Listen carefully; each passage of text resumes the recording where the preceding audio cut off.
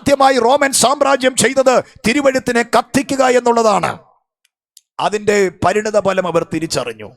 രണ്ടാമതായി ഈ 64 ഈ വലിയ ഗ്രേറ്റ് ഫയർ റോമിലുണ്ടായപ്പോൾ അന്നത്തെ ഭരണാധികാരി നീറോ.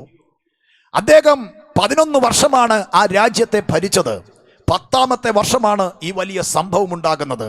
അവിടുത്തെ ജനങ്ങൾ വലിയധികം പ്രക്ഷോഭകാരികളായി മാറി. കാരണം ഈ തീയുടെ ഉത്തരവാദിത്വം ഏറ്റെടുക്കണമല്ലോ. അങ്ങനല്ലേ നമ്മുടെ ഇടയിൽ, നമ്മുടെ ഭരണ സംവിധാനങ്ങളിൽ ഉള്ള ഒരു നിയമമാണ്, നമ്മളുടെ രാജ്യത്ത് എന്തെങ്കിലും ഒരു വലിയ ട്രാജഡി, വലിയ അനർത്ഥങ്ങൾ, എന്തെങ്കിലും നാച്ചുറൽ ഡിസാസ്റ്ററോ അതുപോലെ എന്ത് പ്രതിസന്ധികളൊക്കെ വരുമ്പോൾ അതിൻ്റെ ഉത്തരവാദിത്വം ആരേറ്റെടുക്കും?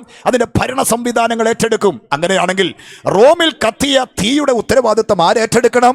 നീറോ ഏറ്റെടുക്കണം. പക്ഷെ നീറോ ഏറ്റെടുക്കാൻ തയ്യാറായില്ല.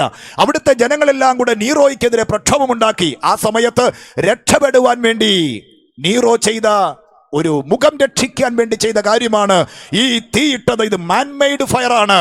ഇതിന്റെ ഉത്തരവാദിത്വം റോമിലെ ക്രിസ്ത്യാനികളാണ്. അവരാണ് ഇതിന്റെ പ്രക്ഷോഭത്തിന്റെ പിന്നിലെന്ന് പറഞ്ഞിട്ട് ക്രിസ്ത്യാനികളെ മുഴുവൻ പിടിച്ചിട്ട് അവരെ തടവിൽ വെച്ചു. കുറെ പേരെ തീക്കകത്തിട്ട് കത്തിച്ചു. ആ കൂട്ടത്തിൽ രക്തസാക്ഷികളായവരാണ്, തീയിലല്ല, രക്തസാക്ഷികളായവരാണ് പൗലോസും പത്രോസും.